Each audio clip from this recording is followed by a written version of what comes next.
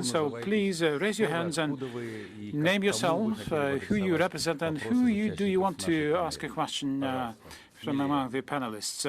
Okay, please come forward. There you go.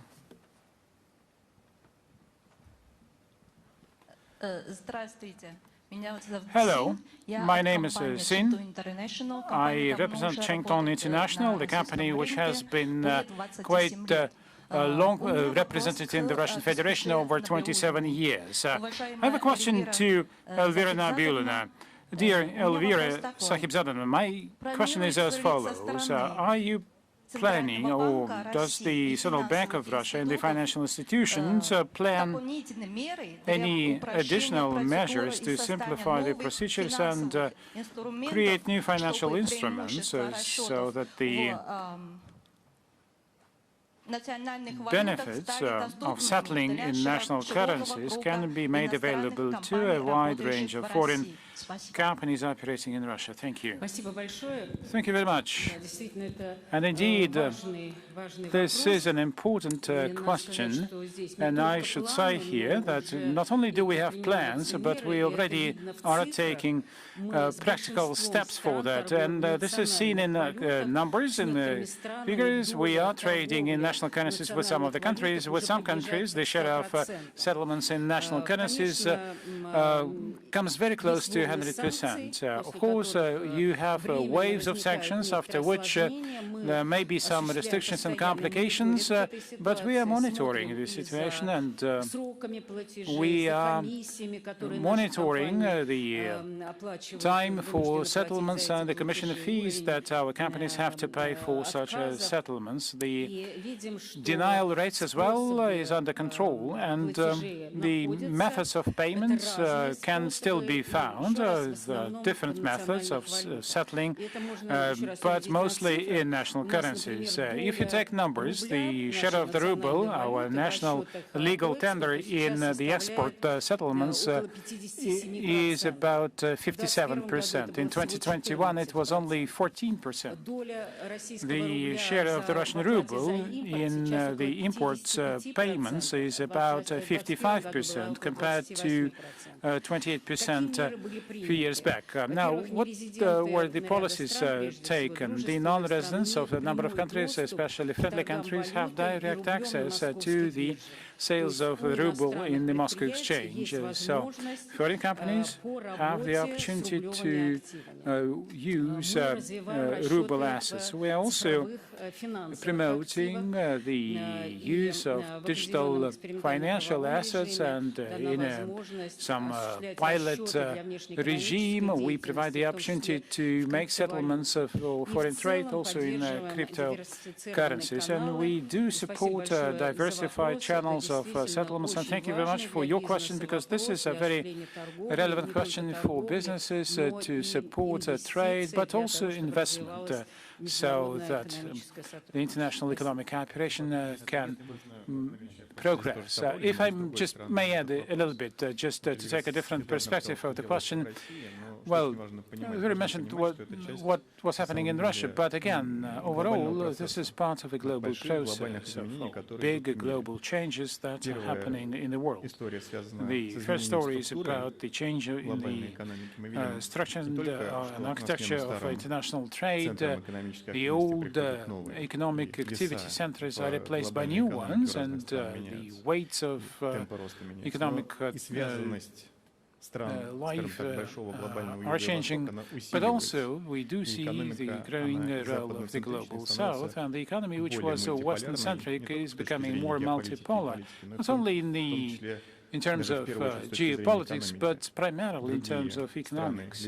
Other countries are taking the lead, and the linkages between them are becoming more and more consolidated, which also brings new instruments to support such a growing trade. And the second big trend is the phased decline of the traditional Western system. And Vera mentioned that mentioned such words as crypto assets and others, but digital assets and, of course, traditional instruments do play a role, but the global Western-centric model of Western hubs, etc., is being replaced by new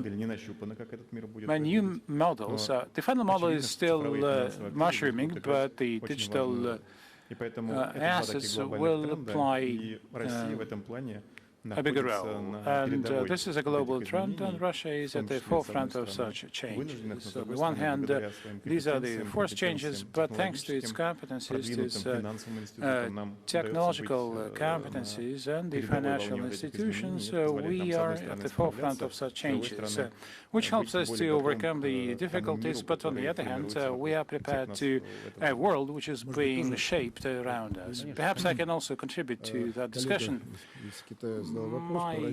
Our colleague from China asked a question about settlements, and indeed Russia suggested and offered during its presidency in BRICS an inclusion of cross-border settlements as an item on the agenda. We do have financial institutions in BRICS. We do have understanding how this system can be construed and based on the digital financial assets. And such an opportunity to make settlements without any influence from politics or institutions that can help conduct payments would be of benefit to all of us. So maybe we can come back to that idea. And I think that would benefit all the participants of our association of BRICS. And I think such exhaustive answers are really good. But perhaps you missed one point, that you need to put all the settlements through VTB Shanghai or VTB as a whole. That's important.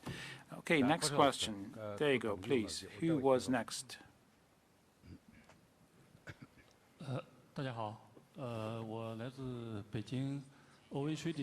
Hello, I come from Beijing. My name is Yan Changyang. There is a Beijing trading company, and in recent years, Sino-Russian trade and economic ties have consolidated and expanded. However, all participants are concerned about the uncertainty of the political situation in the world. And in this regard, do you think that trade and economic relations can develop, and how to make them stable in the longer run?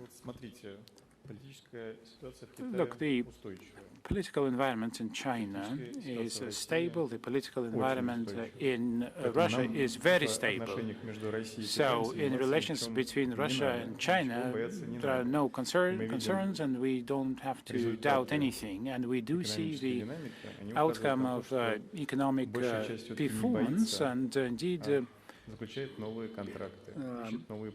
most players are not afraid, but rather they are augmenting the trade, and the trend in recent years indeed testified to the fact that the turnover has been growing, and the turnover is based on the political stability which you see in China and Russia. Thank you very much. Maybe we come to the next question. Yes, please. And other sectors are not as active as we would like them to. Dear Mr. Veshkin, we don't have Maxim Vladimirovich, Maxim Stanislavovich. My name is Li Hongsing, representing the Molniya company. I have two questions for you. Question number one, the course towards digital sovereignty and import substitution stimulates the emergence of domestic IT solutions. At the same time, special potential is seen in the development of not just analogs, but globally competitive, integrated or comprehensive platforms that can become an export product. And in that regard, what is your assessment of Russia's prospects in creating and exporting such comprehensive digital solutions that would combine financial, economical, technological issues so that they would strengthen economic and technological cooperation with your key partners, for example, with China? If you look at the BRICS countries, China, India, Russia, you will see that we all have very strong competences in digital solutions. That allows us to dominate with our solutions on our domestic markets, but also to actively explore other markets. Russian companies that provide urban services, trading services, platform solutions of that kind, they have been present not only on the Russian market, but they have been very active on the global market as well. We have certain competition between Indian, Russian, and Chinese solutions, but that's good, because that keeps everyone in shape and allows us to build even more competitive solutions. Whether such competitive solutions are available in Europe, the answer is no. You know, marketplaces in Europe that are world known. No, you don't, but you know the Chinese one and the Russian ones. And who are the leaders in exports of IT services? India is the leader in that sense. We have competences there. You need to realize that. And you started your question with the word sovereignty. In today's world, sovereignty is one of the key things. State sovereignty, public and cultural sovereignty, and economic sovereignties are very important. And of course, contemporary platform solutions in the economy are the basis for future both economy and sovereignty. And the solutions that we have and the cooperation that we have, which allows us to share our experience and operate on each other's markets, that's very good, because it's clear that our solutions will be the leaders and our companies will be the leaders. Thank you. Somebody has been trying to get, and there was a second question from the same speaker. Mr. Kostner, yes, of course. Yes, there is a second question for Mr. Avreshkin. We are observing how digital ecosystems that are born in one country become successful in other countries, as you've put it. They help develop new standards of interaction. An example of this is Chinese super applications. Do you think that Russia also has a chance to create and offer its BRICS and SCO partners? And One Road, One Belt initiative, not just individual services, but entire tech ecosystems that would become digital bridges to simplify tourism, trade, and communications. And what role private initiatives could play in this? I'm confident that they're not going to become monstrous, but they will become good aids and assistance to people. And the solutions that are available now in Russia, I'm not going to name specific companies. You all know them quite well. Whenever you come to Russia, you use all these services. And they are available not just in Russia. One company can represent 10 countries of the world. The other can be present in 35 countries. I would not want to attract the attention of our Western friends to this, but they are well present around the world, and I'm confident that in finance, in urban services, and in other areas, we have produced very competitive solutions. And whenever Russia comes to third countries with these solutions, we are offering not just these solutions and make people use them, but we are ready to share them so that third parties could also have sovereignty with the use of these solutions. That's our principled position. We want to work towards making life in these countries better, but also help them develop their sovereignty, because we understand better than anyone else that sovereign partners are the most reliable partners for the long haul. And China has its sovereignty, so does India, and other countries too. And we see that the most recent events have demonstrated that these are the countries that are the most reliable partners. Thank you very much. Thank you. Who's next? Yes, please, go ahead.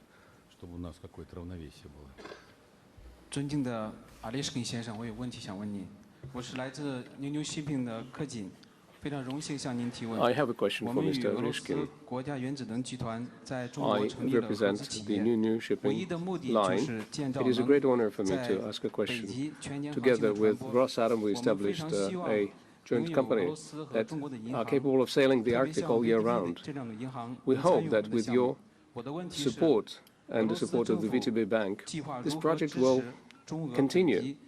How is the Russian government going to support the development of navigation between Russia and China in the Arctic? This is one of the priority areas that is being implemented in Russia. This is one of the national projects. This is not only logistics-based. This is also about the development of Arctic cities, about developing the economy of the areas that is located along this trans-Arctic corridor that goes from St. Petersburg to Vladivostok.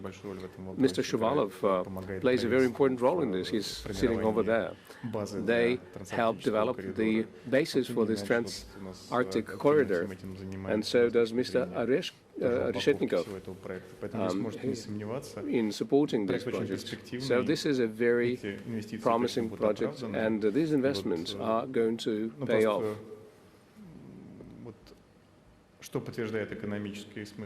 And a confirmation of the economic reason for this is this. I was recently at the G20 meeting in South Africa, and I was approached by my counterparts from the unfriendly countries, and the topics that we discussed demonstrated their interest in the development of the trans-Arctic transportation corridor, because that is going to change how cargo flows are going, and I'm sure the investment that have been made are quite promising. Thank you. Who's next? Yes, please. Over there. So you're going to be in number 7 then? Respected panel, I'm Ankur Goyal, CEO at Square Up Capital Partners. So my question, there are 2 questions to the entire panel I would like to ask. First, when can we expect the on-ground BRICS policies where the private entities, especially the small and medium-sized enterprises, can participate in the different schemes and the policies of the other nation and can take the benefit in terms of the mutual cooperation? And the second question to the panel is regarding the dispute redressal forum to resolve the issues which small and medium enterprises faces while dealing with the other nations, and if there could be a mechanism which can resolve the issues like in a 60 or 90 days timeline. What do you think so, and what is your opinion on the same? Thank you very much.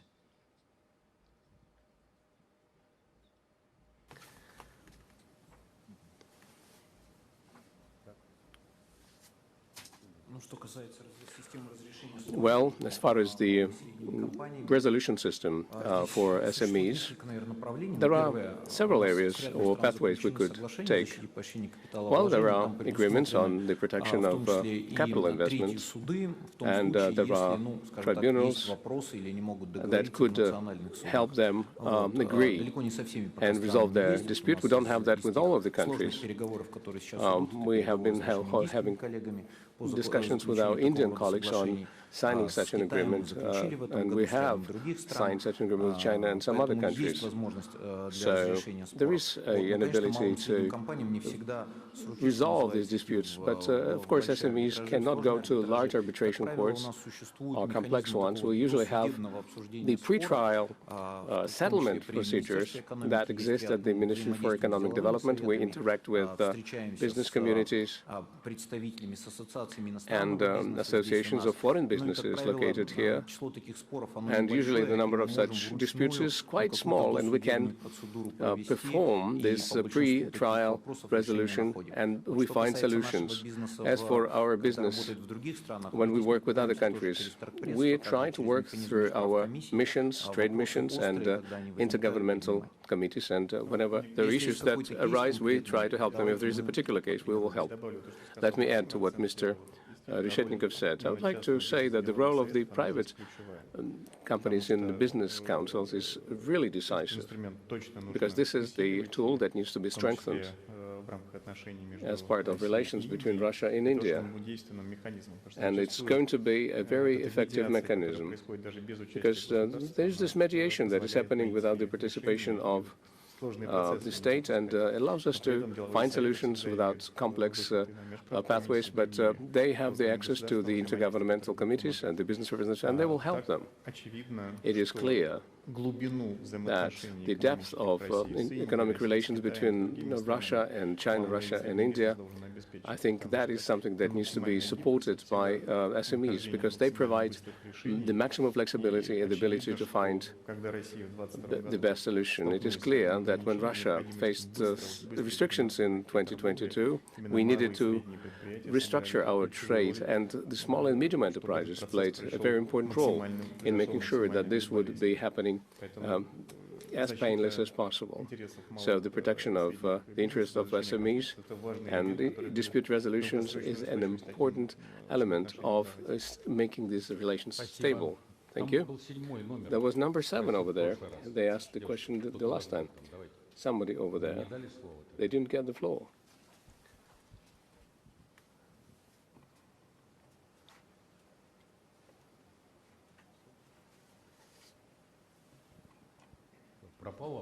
No question? And so did the microphone has disappeared. Okay. Okay, people are raising hands. And make sure that we have the ability to give everyone the floor.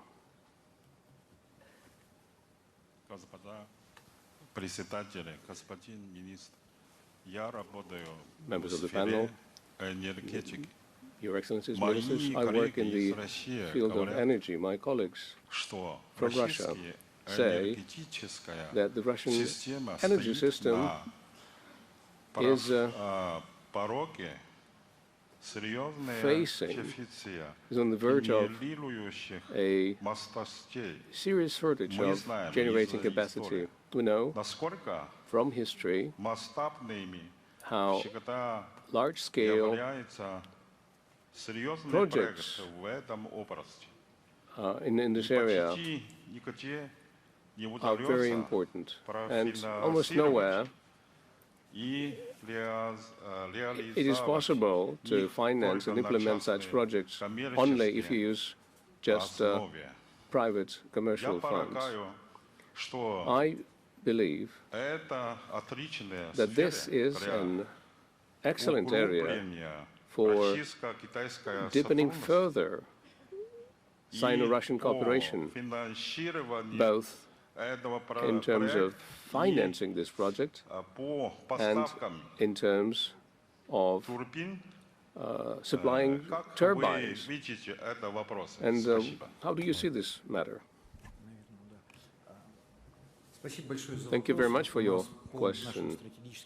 According to our strategic documents, we need to create 155 gigawatts of capacity by 2045. And by 2030, we need to commission 17 gigawatts of new capacity, and 21 gigawatts will be upgraded. All these mechanisms that have already been put in place, the updating and upgrading of the new capacities in the Russian energy sector, are related to hookup agreements to utilities. When large energy companies on agreement with the energy authorities would build facilities, would attract capital, would commission these sites at a certain time, within a certain time frame, then there would be a payment, and that payment would be the payback for the investment. And of course, with all other things being equal, and if there are contests, there are certain circumstances that make the people select Russian equipment. We are not hiding this. This is a part of our policy. There are certain price advantages that we offer. It doesn't prevent other producers from other countries from entering the market, but I would like to take this opportunity and urge Chinese companies to come to our country more actively and localize their capacity and production here, because it's going to be more beneficial for them. The niche is going to be quite big. And at the same time, we do realize also that in a situation when there are high interest rates, the cost of new generation will be quite high. And our second area of focus is developing regulation approaches to generation, regulating differences in rates between the day and night prices for energy so that we could have an ability to accumulate energy, and then there would be an additional payment for capacity so that the industrial manufacturers who build or upgrade their facilities would know that they would have reliable energy supplies and supply. And we are not in a situation when we build a large energy site and then large investors decided to move forward their facilities commissioning, and the load was less than we would have wanted. So we want to develop regulation in energy so that we could use the capacity that we have as effectively as possible. But we have a major upgrade program as well, so we would like to urge Chinese producers to get localized in Russia. You've mentioned the deficit that is potential. That is not just about Russian economy. The whole global economy is going through a transformation in the field of energy. You all know the numbers, all of those projects that have been announced in terms of consumption of energy by computing systems because of the evolution of AI, and that is very high rate of development. There was recently a major energy fair in Abu Dhabi, an energy show, and the central pavilion was dedicated to AI technologies, and the central part in the central pavilion was occupied by the presentation of the Stargate project, which will consume 5.5 gigawatts of energy, and that is something that is being implemented in UAE. There were major projects in the United States, in China, and other countries. So in terms of demand for energy, the growth rates there are going to be quite high. What is also quite important to understand is that what will transform is the market itself. If we are to look at the Sino-Russian interaction, let's say in the Kuzbass, they produce energy coal that we will take to the Far East through our rail system. They will then be transshipped to the ships, will go to the Chinese ports, then the rail will take them to the power plants that will then feed energy to the data centers that calculate and perform computing. And so computing will be getting closer to the areas where energy is produced, so that we don't have this very long route for shipping energy, and consumption of energy will be less connected to the specific area where you are located. So the Sino-Russian projects associated with the construction of isolated generating facilities next to the sources of energy, that is something that is quite promising, and we are confident that more than one of such projects would be implemented, where everything would be put together and you would not be exporting not the energy but the computing capabilities. Well, if there is a deficit of energy, maybe we should dim the lights here. I don't think that we're consuming gigawatts. Okay, if that is the case, then let's do it the usual way. Okay, there are questions. Okay, let's have a question from here. Number 7. It's ready. 尊敬的奥利克辛先生，您好，我是来自扬州德云电器的王潘，我们的公司在中国江苏。我的问题是关于中小企业的人才培养和合作的计划。那么俄罗斯，我在与俄罗斯合作的时候。 We are from the Unelectric, our production located in Jiangsu Province, China. In the process of interacting with Russian partners, we noticed that between small and medium-sized enterprises, there is a lack of specialists of the two countries who speak the language, understand technology and regulatory requirements. 2026-2027 has been declared the year of Russian-Chinese educational cooperation. And what plans does Russia have to train personnel in the spheres of economy, technology, and investment in the context of interaction between them? And would like to invite you to the province of Dansu. Well, thank you very much. In Russia, we have a personal training system for the sector, and including in many of the Moscow-based universities and the Foreign Trade University, which is supervised by the Ministry of Economic Development. And we need to revise and relaunch the system to train experts in foreign trade. And this is not about languages per se, although that is also a priority, but we need to focus on, the business links and the exports and imports. And we know that this is a very long process, which takes time.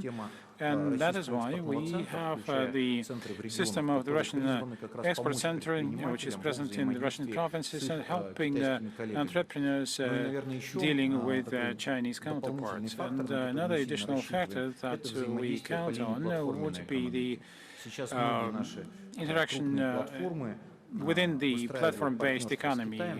Many companies are building their links with China to promote Russian exports to China, but on the other hand, to be the mediator and provider of the Chinese goods in Russia. And that is exactly the mechanism where we can organize direct links between the SMEs of Russia and China, partially resolving the challenge of personal scarcity. And of course, we need to be appreciative of that. Just that this is the byproduct of the quick growth of our trade, and by joint effort, by developing the cooperation between the regions, we will be able to find a solution to that. Thank you very much. And any more questions, please? Go ahead.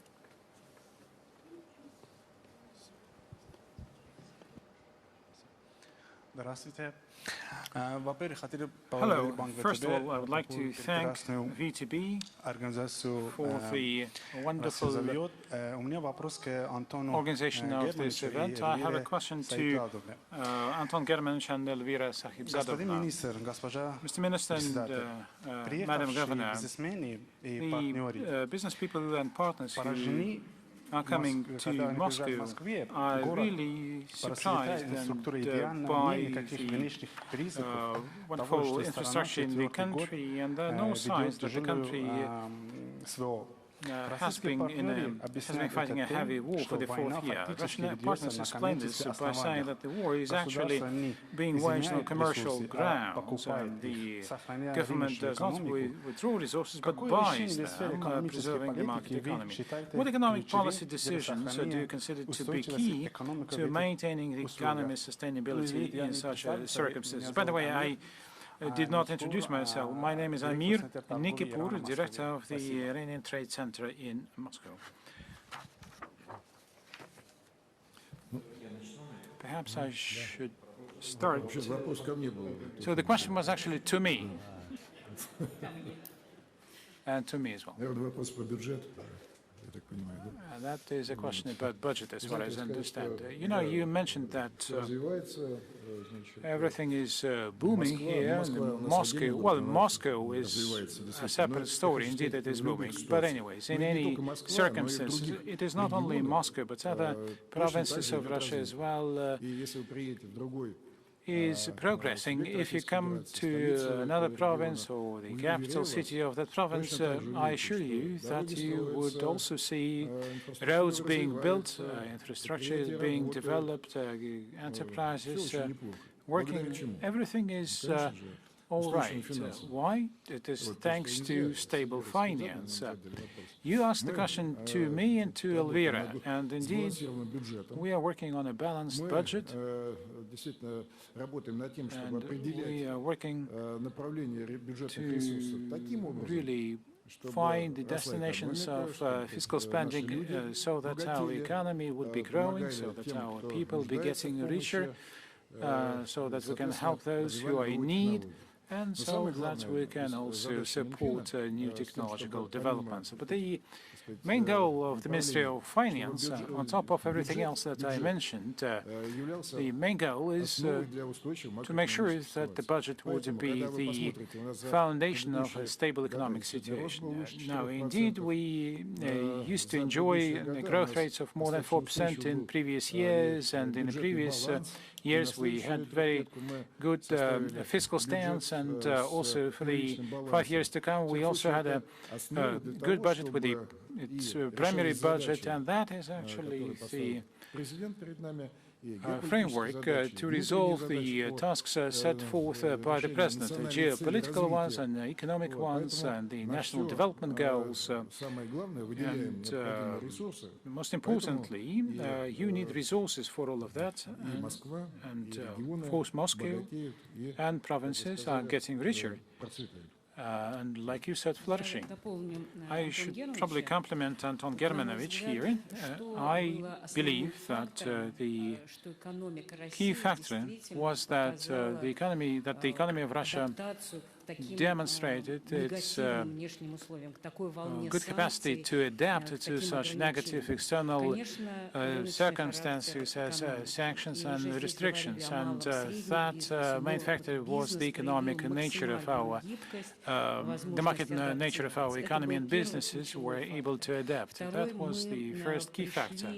The second one was that we came to those circumstances with some accumulated fiscal, banking, financial resilience. We had a margin of strength that we could have used, and you probably know that lending was on the rise in all those previous years. And yes, because of inflation, we had to, to bring up our policy rate, but investment was growing quite substantially in recent years, and this financial resilience and adaptability of the economy were important and need to be preserved. And the tasks ahead of us, and I'm sure that together with the government, we as central bank will ensure the price stability, of course. There are no doubts about that, but we need also to be able to grow at high rates.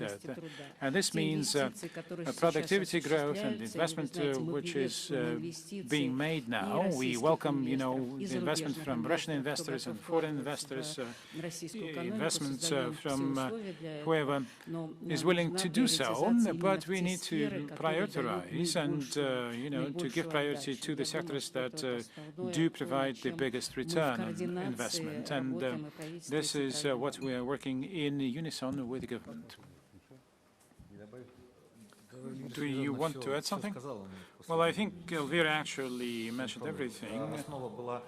And the idea was to preserve the market nature of the economy, and that was important. We preserved the openness and the freedom in foreign trade activities. In 2022, some people were saying, let's identify some, special importers and exporters, but we were flexible enough, and that really ensured our adaptability. There are certain concerns, and we need to, improve our property rights protection, but the system indeed is working. We do have such protection, and any disputes are being resolved. And overall, this is the basis for our going on, and but that basis needs to be fine-tuned all the time. But we welcome domestic and foreign investors, and their rights are properly protected in Russia.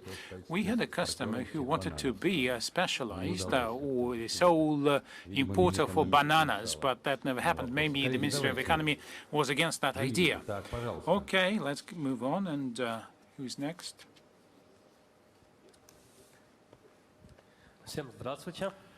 Hello to all of you. I thank you and the organizers for the opportunity to ask questions. My name is Afat. I represent the Iranian group of companies. Our company is the biggest importer of grain from the Russian Federation along the Caspian Sea in the previous 2 years, and we are also ranking second among the Iranian exporters of dairy products to Russian CIS. I have a question to Maxim Gennadievich about the potential of using the routes of the Caspian Sea. placing. I'm sure that we are lagging behind the opportunities opened by the access to such sea.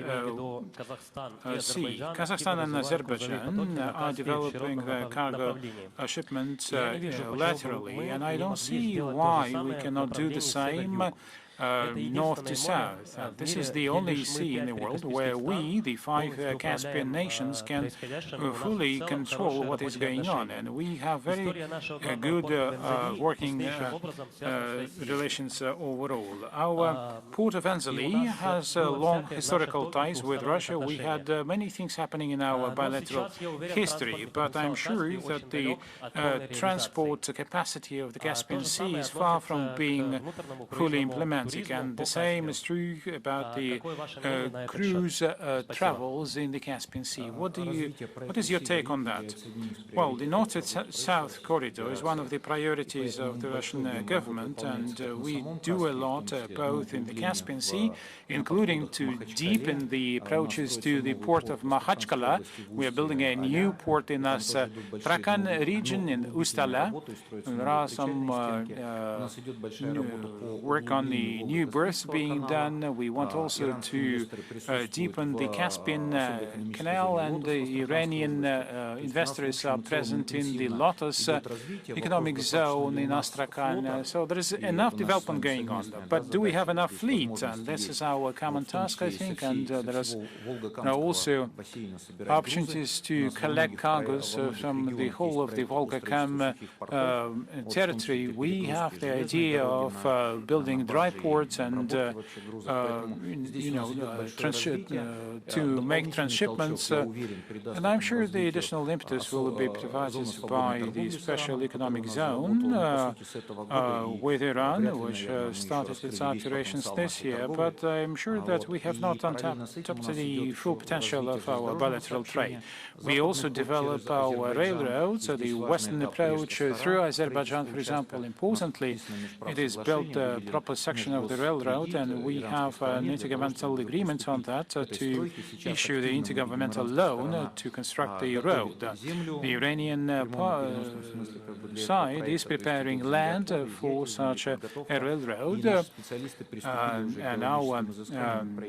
and our side is already prospecting the lands and the possible route. The eastern way through Kazakhstan and Turkmenistan is already operational. Our partners there did a lot of work there. You know that the railroad using that eastern corridor will ship about 1 million tons of cargoes.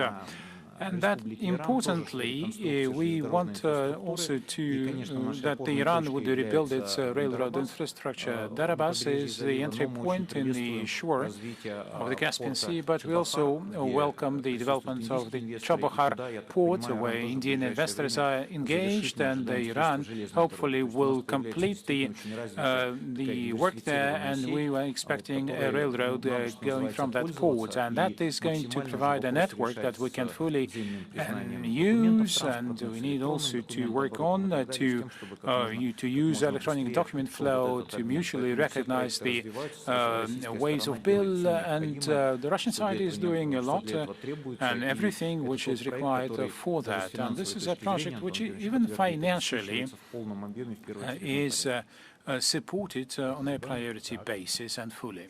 Thank you. So please.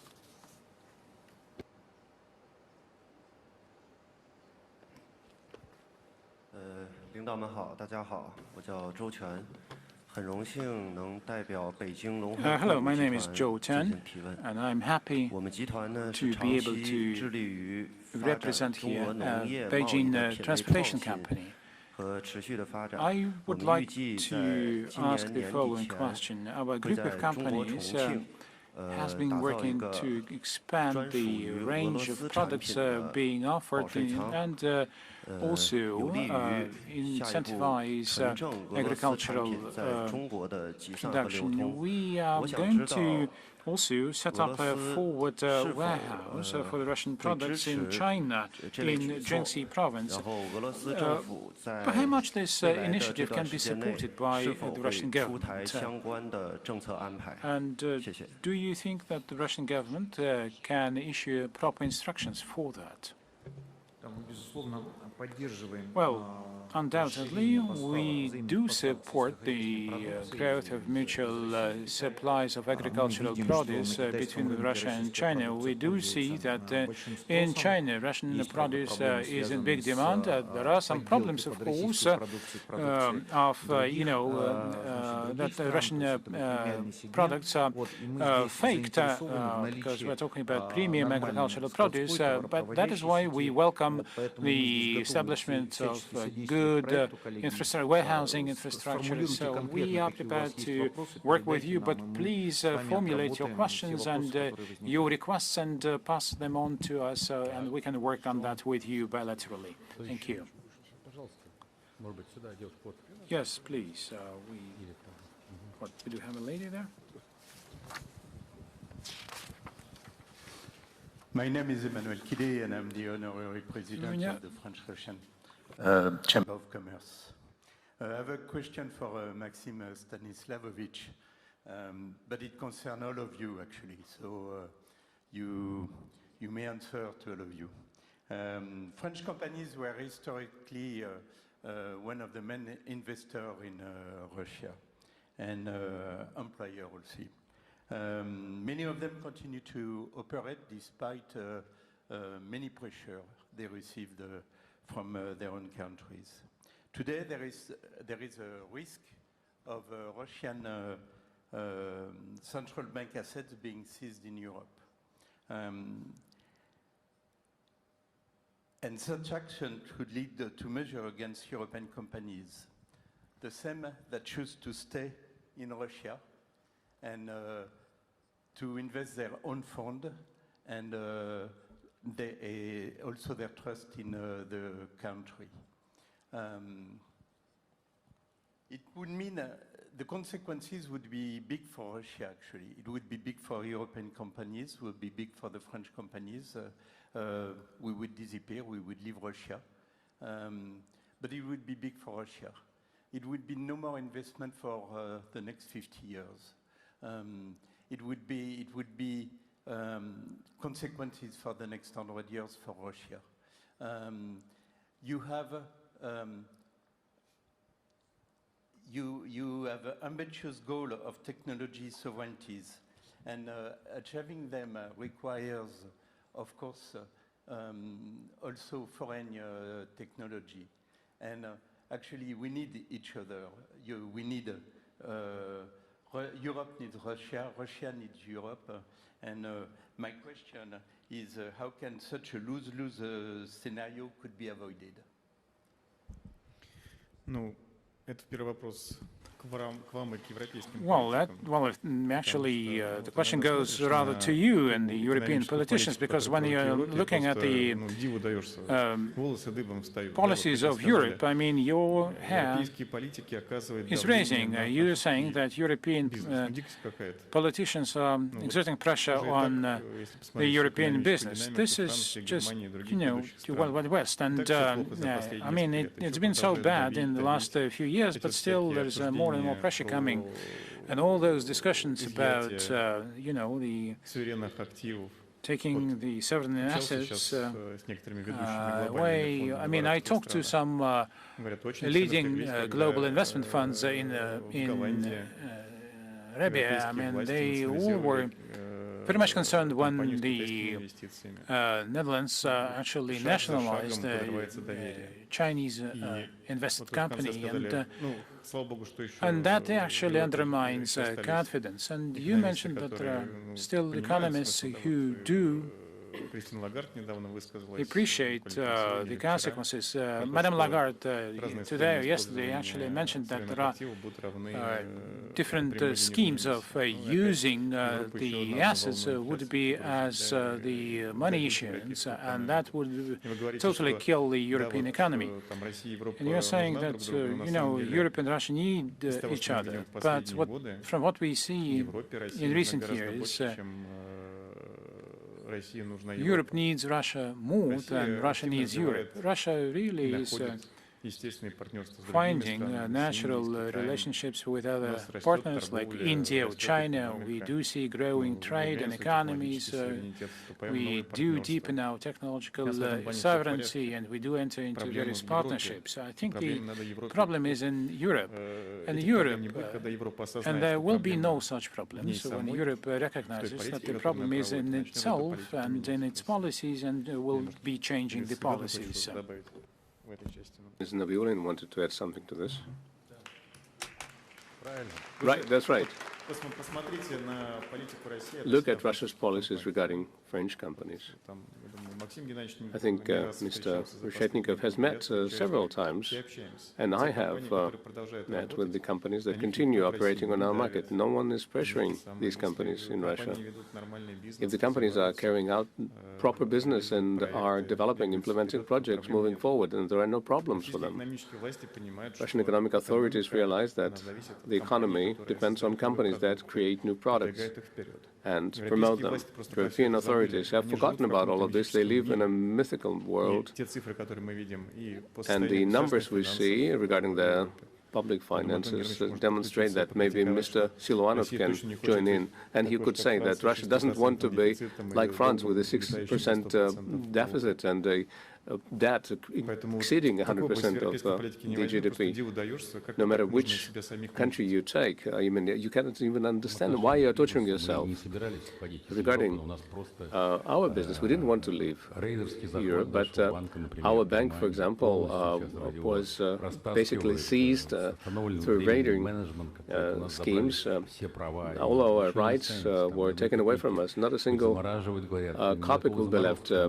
They told us about the freezing of the assets. There is no freezing. They sell assets. That's just mind-boggling. We hadn't accepted or hadn't expected that our business would be treated in this way. We had cooperated with a lot of banks in Europe for many years. We've done a lot. We've earned them a lot of money. The European banks earned a lot of money, and I'm just taken aback by this. And this should stay in the memory of the Russian businesses for a long time. Let's move on, colleagues. Yes, please. Number 2. Over here.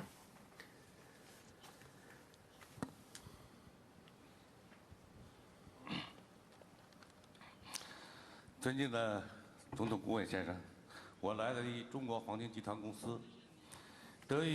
Mr. Ereshkin, I represent China National Gold Group, and right now, in the Transbaikal region, we're implementing a project with the annual ore processing capacity of 12 million tons and an annual gold production of 6.5 tons.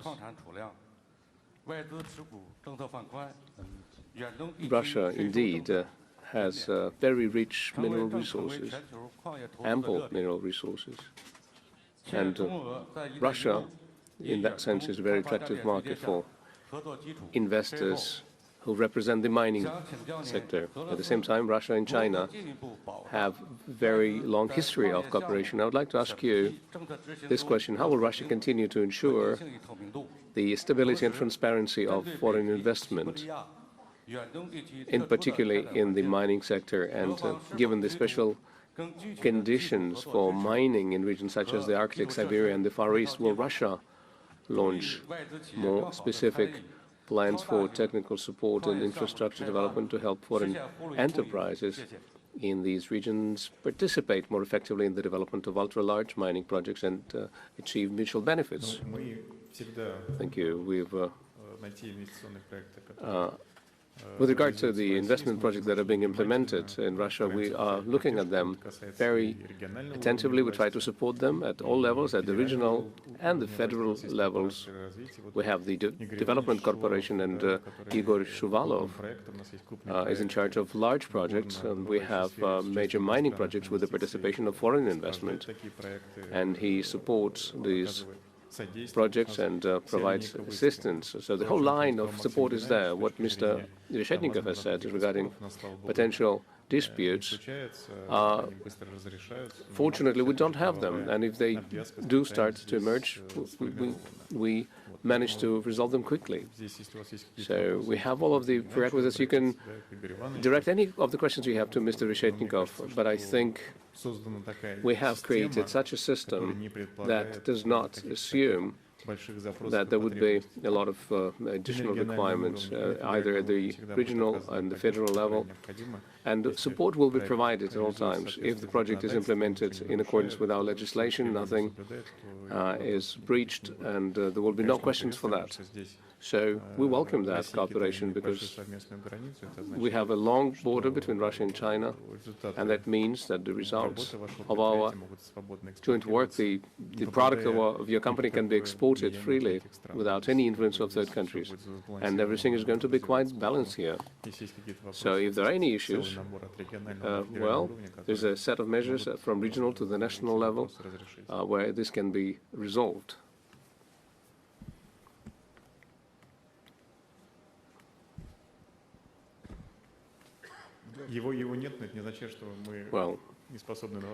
Well, he may not be here, but it doesn't mean that we are not able to answer questions. Okay, the lady over there. Are there any questions? I think we can stop right away if there's a need. There's no problem with that.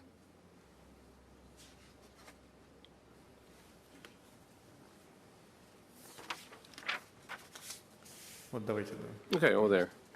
Go ahead. Hello. I would like to thank the organizers for giving me the opportunity to participate in such a great event. My name is Amin Heidarzadeh. I'm from Iran. I am CEO of Ricoflot, and the company is a logistics and grain trading company. If I may, I would like to ask the question and direct it to the minister. We are really closely monitoring the dynamics of the Russian economy. We have seen how Western capital has been flowing out since 2022, but we also saw the strength of Russian business, which quickly occupied the vacant niches. Now, in 2025, everything looks like the situation has stabilized. So a strategic question, therefore, arises. Does Russia see its future in just full reliance solely on national capital and domestic resources? Or, alternatively, is Russia still interested in us investors and partners from friendly countries also entering the Russian market and taking part in its growth? Perhaps there are already specific decisions that are aimed at creating conditions for us, taking into account the sanctions that exist and the international situation, something that will allow Russia to once again increase the share of international capital in its GDP. Thank you. Thank you very much for your question. We don't have any problems with the Iranian investors or with friendly countries. We haven't had them, and we don't have them. Indeed, entrepreneurs from those countries that had introduced sanctions against Russia have left the country. In some cases, they did it on their own volition. In other cases, they were pressured to do so by their governments. But that was their choice. And the companies that wish to continue working here, they continue doing so. And they keep making good money. By the way, now you can make gains on the financial market and in the regular economy as well. That's why we are quite interested in this type of investment. So we welcome inflow of investment from any country. We even have a decision that is in effect this year. If investors invest in our economy, no matter what country they're from, they will have no issue whatsoever with repatriating the income or margins they make here. That's the arrangement we made. A decision like that has been made. So we have been supporting foreign investors. We are creating conditions for them that are similar to the ones that we provide to our own companies. We provide structural support. We subsidize interest rates in other cases. So these are, in essence, the same kinds of preferences that apply to local companies. And therefore, we are very much interested in making sure that our companies develop as well and do occupy the niches that had gotten freed up by the companies from unfriendly countries. But we're always in favor of good competition. And yes, ladies and gentlemen, the President of the Russian Federation, Vladimir Putin.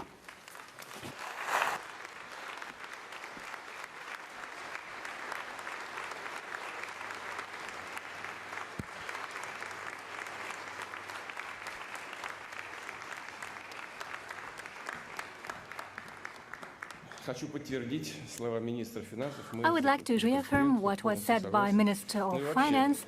We stand for the competition. I fully agree with that. And I will have to state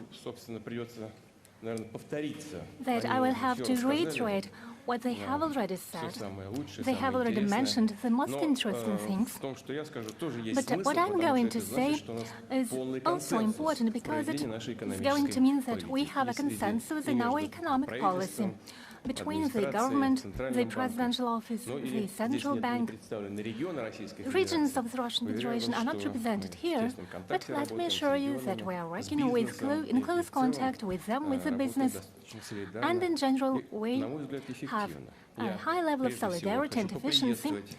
At the outset, I would like to welcome the guests and participants of the plenary session of the International Russia Calling Forum. Good afternoon. It has become a good tradition that this event brings together entrepreneurs and investors from dozens of countries of the world for meaningful discussions on issues that pose interest for the business and directly impact the development of trade and investment ties of Russia with foreign countries. I know that in the focus of your attention are the main trends, both in the global economy, on the world markets, and in the Russian economy. The specific tasks that we set for ourselves in order to promote the business initiatives in our country and in order to launch new and promising projects. Hence, for the expanding of opportunities for profitable investment in most different fields. Those are the topics I would like to briefly address in my remarks. As you know well, the world of today is characterized by high turbulence that was largely provoked by non-competitive struggle on the part of some Western countries. Using their monopoly on certain markets in the field of finance, they impose illegitimate unilateral restrictions and thus seek to exert pressure on sovereign states pursuing independent policy. In fact, Western countries want to eliminate rivals and preserve their former privileges, that very waning monopoly in the changing world of today. Well, you know, in the post-Soviet times, we used to say, and that is, our Western then partners taught us all difficulties should be overcome not by administrative measures, but with market measures. And restrictions are an attempt to maintain the administrative ways to manage to govern the economy. It's not as successful or effective. attitude. Definitely, Russia feels such an external pressure, but our country is up to these challenges. We will continue to pursue a sovereign economic policy and act on a global arena in accordance with our own national interests and the needs of domestic business and our citizens. We will fulfill our obligations to foreign counterparts and expand cooperation with those countries who are interested. As I said before, such countries that act rationally and pragmatically constitute an absolute majority. Over the past 3 years, we significantly enhanced the volumes of trade with them. I'm talking primarily about our key partners, that is China and India, with whom we have a long history of friendship and strategic cooperation. I know that in this hall there are many representatives of Chinese and Indian delegations. Let me stress, we are willing to give a new quality to our cooperation with the People's Republic of China and the Republic of India and enhance its technological track. Many joint projects in energy, industry, space, agriculture, and so on serve exactly this goal. As regards the economic agenda, we have established a meaningful dialogue with President of the People's Republic of China, His Excellency Mr. Xi Jinping. We are going to address these very topics in detail with His Excellency Prime Minister Narendra Modi during my upcoming visit to India, including the increase of import of Indian goods to our market. Definitely at this session, we have addressed the import element of our strategy. And this definitely belongs primarily to, concerns primarily India, as we talk about issues related to the trade balance. I'll reiterate, Russia is open for cooperation with foreign business, both in the field of trade and in the real sector, and on the stock market. Our country offers big opportunities to entrepreneurs and investors, and stability of major macroeconomic indicators guarantees the stability of such work. For example, we have the unemployment level at a record level of 2.2%. Well, probably I'll have to reiterate what was definitely already mentioned here today. 2.2%, that was the level of unemployment in September, and it is low not only for Russia, but also for most large economies of the world. The situation with the public finance remains stable. We have taken timely decisions concerning both the income and the expenditures of federal budget. At the same time, we in full measure financed the key priorities. Those are social obligations, defense and national security, as well as our tasks related to the achievement of national development goals. The budget for the upcoming 3 years was designed so as to decrease the impact of foreign risks and enhance the share of non-oil and gas income, and it observes the budget rule and demonstrates a moderate budget deficit. Well, look at some countries. The European Union, for example, we plan 1.2% for the coming years.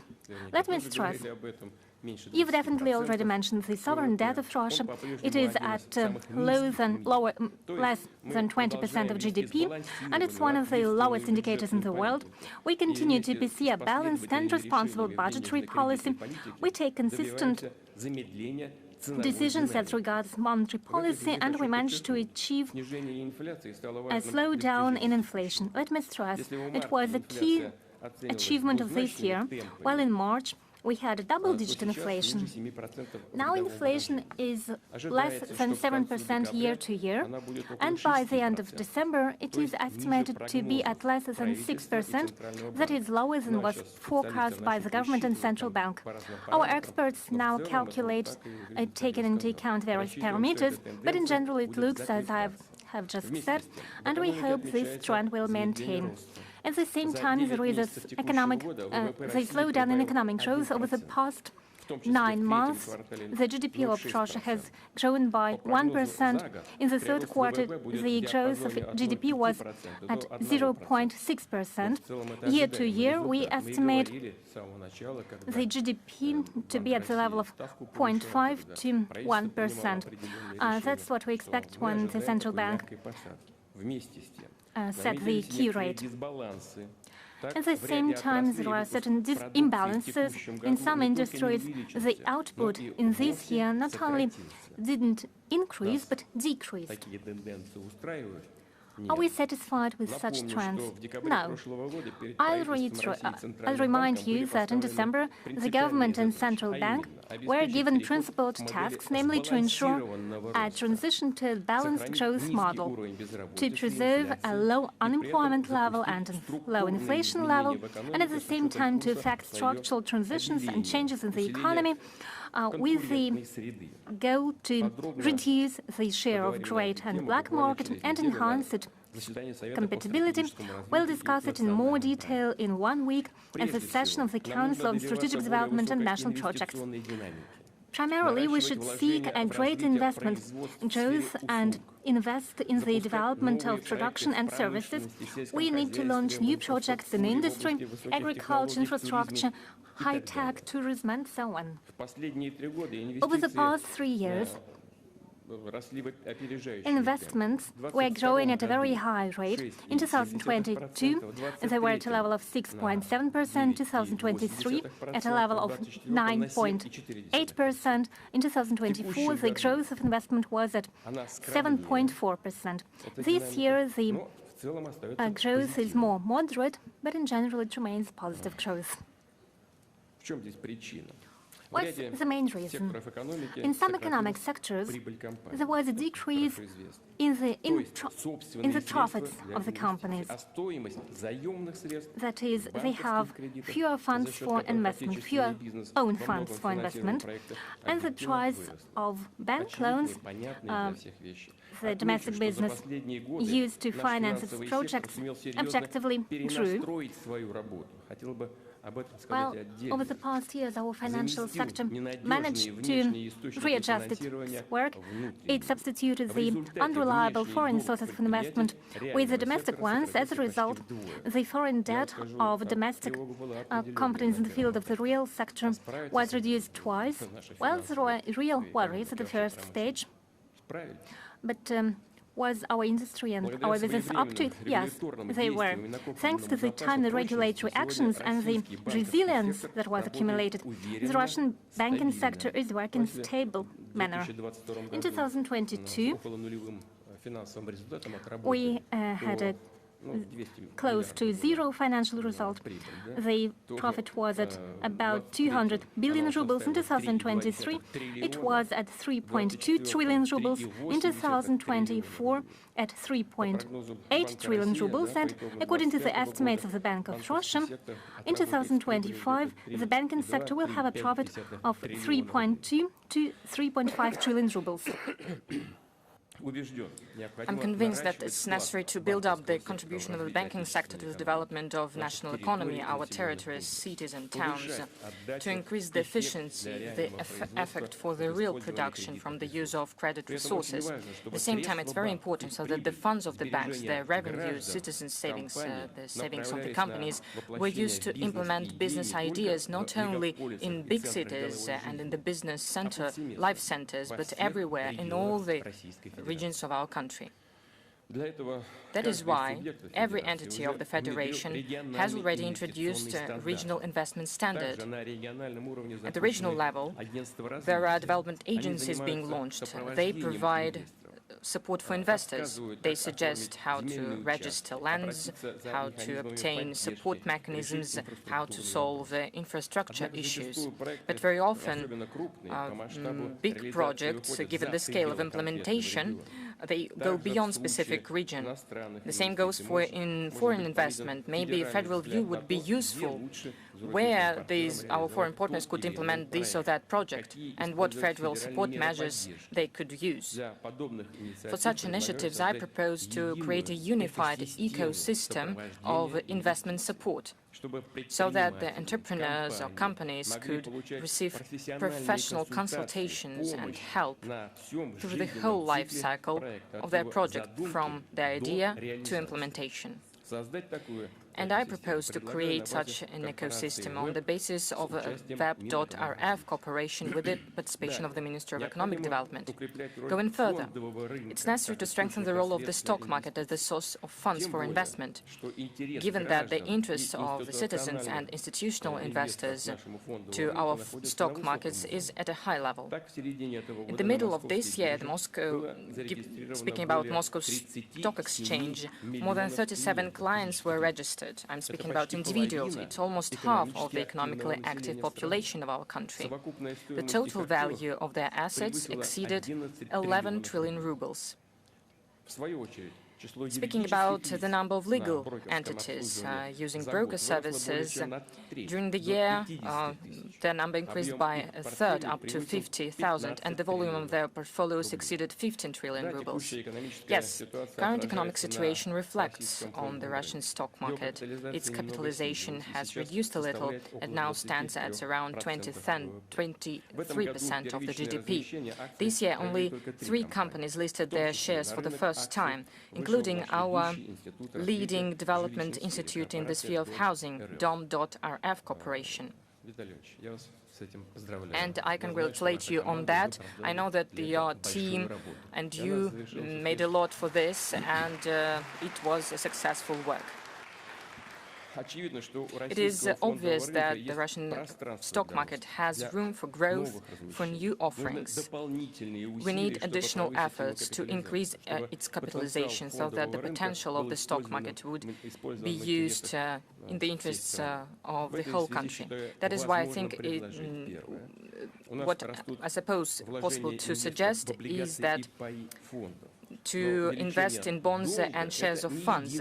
But increasing debt is not the only instrument to expand productions and launch investment projects. For long-term development, it's also important to attract share capital. In order to intensify this work, I ask the government in the nearest future to organize a program of initial and secondary public offerings for the companies with the public ownership. At the ministries, I ask to outline sectoral plans for big issues to get listed.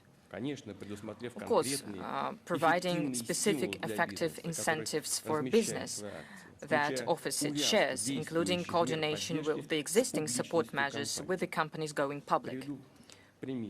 I'll give a good example about this. If a borrower of an industrial development fund conducts an initial public offering, so-called IPO, they can count on a lower rate for a loan. Second, we need to increase the effectiveness and transparency of joint stock companies' management so that their shareholders were sure of reliability of their investment and of receiving income. I know that the Bank of Russia, together with the Moscow Stock Exchange, with the support of the Ministry of Finance, launched a program of creating shareholder value. It is based on similar experience of Asian countries. The program focuses on publishing corporate indicators that are significant indicators for investors, including net assets, dividend yield, forecasts, and development plans, and so forth. The participants of the program of creating shareholder value will form the pool of the companies that will become the so-called reference point for other Russian issuers, the quality mark for investors. And I ask the government until the end of the next year to ensure the joining this program of the biggest joint stock companies with public ownership, as well as to coordinate the work conditions, incentives for the leadership with the increased shareholder value. Of course, we need to be very accurate. I understand that in the modern conditions, we need to see the real situation in which our state is right now. We need to understand the complexities before our state, but we need to follow this path. And the third, finally, it's important to continue raising attractiveness of the capital market, strengthen the trust of the investors, and to ensure the inflow of funds. More countries join the program of long-term savings that serve as an important source of long-term investment. We have already concluded more than 8 million such agreements, amounting to almost 560 billion rubles. Last year, during this forum, I gave an instruction to further stimulate the so-called family savings. I'll remind what I'm talking about. If parents open in favor of their kids a product of long-term savings, add funds to it, they can obtain a tax deduction for personal income tax. The size of the deduction will be based on the sum of real contribution, up to 500,000 rubles for every parent. It means that the highest possible sum for a family to obtain a deduction will be 1 million rubles, and the necessary changes to the legislation have already been made. Moreover, there are preferences for employers that co-finance savings of their employees in long-term savings program. They'll come into force since September the 1st next year. We'll see how these innovations will work out, how business and citizens will assess their effectiveness, and after that, we'll fine-tune these measures or launch additional mechanisms to develop our stock market. Distinguished friends, feedback, constant dialogue with business community and investors are the key condition for improving business climate, for strengthening investment dynamics as the guarantee of confident long-term economic growth. It is important to take into account opinions, proposals of national business and our foreign partners, as well as the best foreign practices. We also need to assess our own experience to solve tasks and problems that our business considers to be of paramount importance. It is essential that the forum, Russia Calling, gives an excellent opportunity to conduct open, constructive discussion on all these issues. I know that you have a very active discussion, and I'm sure that it's very substantive and very useful. I would like to thank you. Well, of course, I'm speaking to our foreign friends and partners. Thank you for being here. Thank you for showing interest to our work, and I wish you all the best. Thank you for your attention.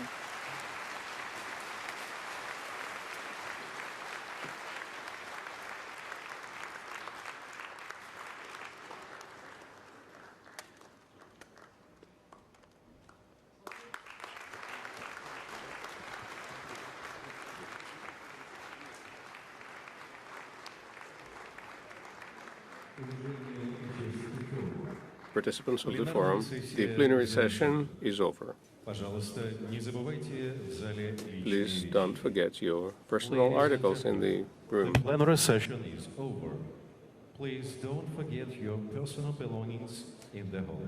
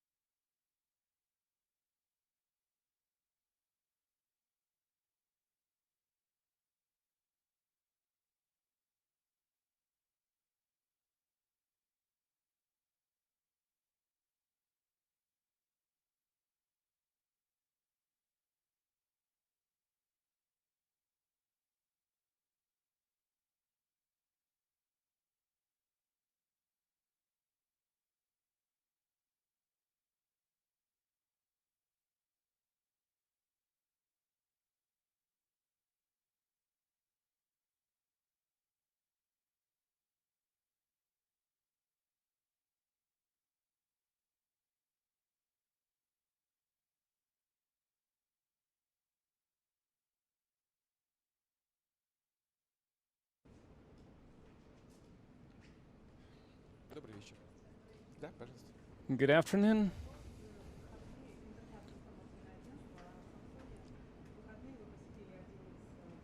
During the weekend, you visited one of the command posts of the Russian armed forces, and you discussed the capture of the city of Krasnoarmeysk. Is it fully controlled by the Russian armed forces currently?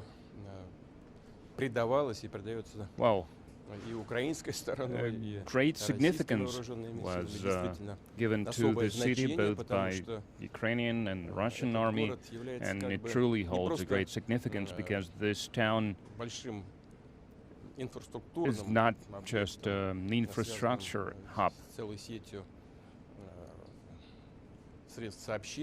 that holds a lot of communication lines with other regions, but the most important thing is that overall, using the military lingo, it's a good springboard for accomplishing all the objectives that were set in the beginning of the special military operation. So from this springboard, from this area, the Russian army will have a convenient platform to continue to advance along all the directions, along all the most promising directions in the opinion of the General Staff. That's why for the Ukrainian army it was one of the priorities in the Donetsk People's Republics, and the same also was considered by our armed forces along with other strongholds, and it is completely controlled by the Russian army, completely in the hands of the Russian army. Is the head of the center group of forces reported some days ago, and the reason there are still doubts, if this is true, well, if there are doubts, and we have already mentioned this, I have already suggested this. I suggested to your colleagues, to foreign journalists, even Ukrainian journalists, we are ready to provide this opportunity, to give this right to visit Krasnoarmeysk and to make sure to see with their own eyes what's happening there. Who controls the town? When we did this, when we suggested this a few weeks ago, Ukrainian Foreign Ministry gave a warning. They stated that they are against this. They started threatening journalists and so on. But currently, the Ukrainian Foreign Ministry has nothing to do with this, because this city is completely in the hands of the Russian armed forces. Of course, there is a certain danger in this regard, because the line of contact is very near and the drones are in the air. But Russian conflict correspondents, military correspondents work there, and I'm sure that those journalists in the West who perform their duties with integrity, and they want to deliver the truth to their audience, to their readers, about what's happening there, what's happening in Ukraine. I'm sure there are such journalists, so we will make everything to ensure their safety and security, and we are ready to show them around all the blocks, all the neighborhoods in Krasnoarmeysk. And the same goes for Kupiansk. Mr. President, hello. Just yesterday, Zelensky said that the Ukrainian armed forces are still in Kupiansk.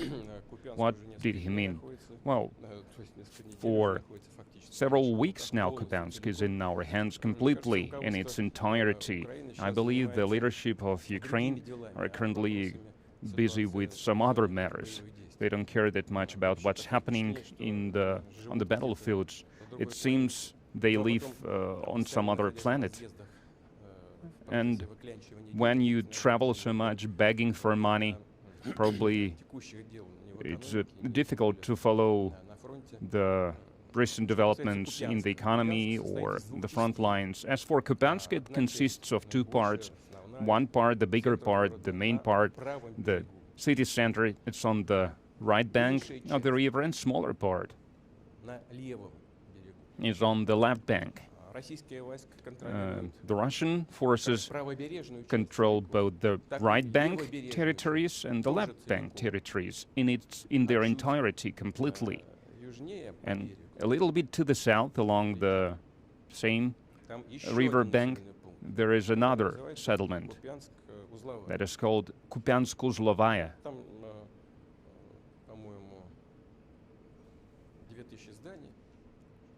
I believe it has some 2,000 buildings, and fighting is still going on there. Some 600 or 650 buildings are in the hands of the Russian army, and the Russian army keeps advancing.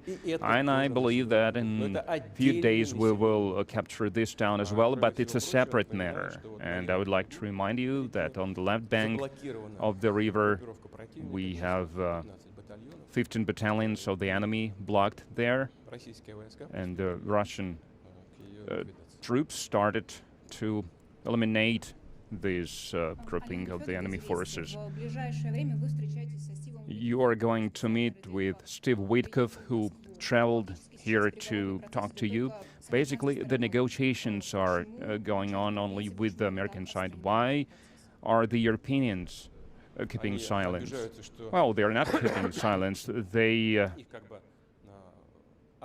were offended by being cut off from the negotiations, but no one did that. They did it themselves, because we maintain a close contact for some time. Then they cut off all the contacts with Russia at their initiative. Why did they do this? Because they now use this slogan of inflicting a strategic defeat to Russia, and I guess they still have this illusion that it's a possibility, even though I believe in their mind they understand that this possibility is a matter of the past, but they cannot admit this, they cannot acknowledge this, so they shut themselves off this process, out of this process, and now when they see what's happening, and they don't like what's happening, and they started hindering the current administration, the current US administration and President Trump, to accomplish something via the negotiations. So they refused to hold any negotiations, and now they are trying to stop President Trump from having any negotiations. Thirdly, they have no peace agenda. They are warmongers. Even when they are trying, allegedly, to introduce some changes, some adjustments to the President Trump's proposal, all these changes have only one goal in mind. They are aimed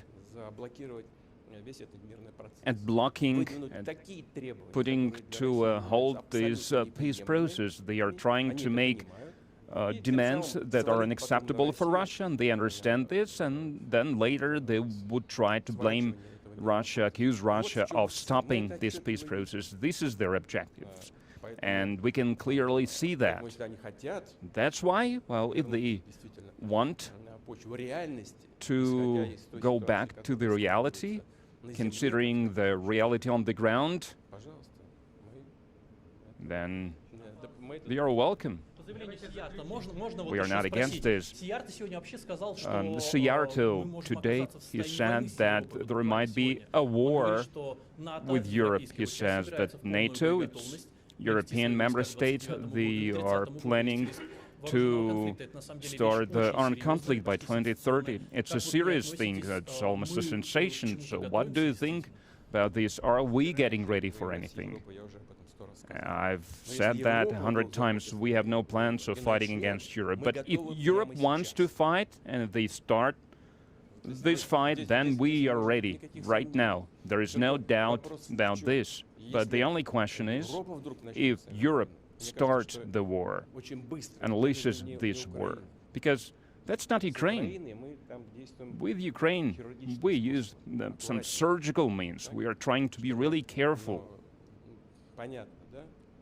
because you understand why. This is not a war in the direct sense of the word. And if Europe all of a sudden wants to start a war, and if it does start a war, then very rapidly there might be a situation where we have no one to negotiate with.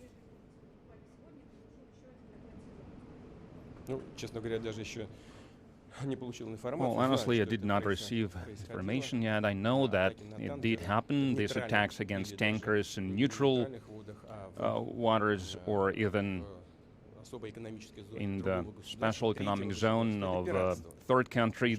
This is piracy, nothing else. Before that, the Ukrainian armed forces tried to attack our seaports. We reciprocated. I would like to emphasize this. We reciprocated with similar strikes. And I assure you, these strikes were much more powerful, much stronger. And first of all, they were launched against the vessels, against the ships that were used to supply military equipment and ammunition to Ukraine, and we hit precisely where we intended to. And you can see it from the explosions that were caused by the strikes, secondary explosions, secondary detonation. And what's the Ukrainian armed forces doing now? That's piracy. What kind of response could be? We can enhance our strikes against the port infrastructure and against the vessels that are entering Ukrainian ports. That's one. Secondly, if this goes on, then we will look into the possibility, I'm not saying that we will do this, but we will consider it to perform some actions against the vessels of those countries that are helping Ukraine with performing these piracy actions. So we might cut Ukraine off the sea to stop them from being involved with these piracy tactics. I hope that the Ukrainian leadership, the Ukrainian authorities, those who are standing behind them, it will give them some food for thought. They should continue with this kind of practice. Thank you.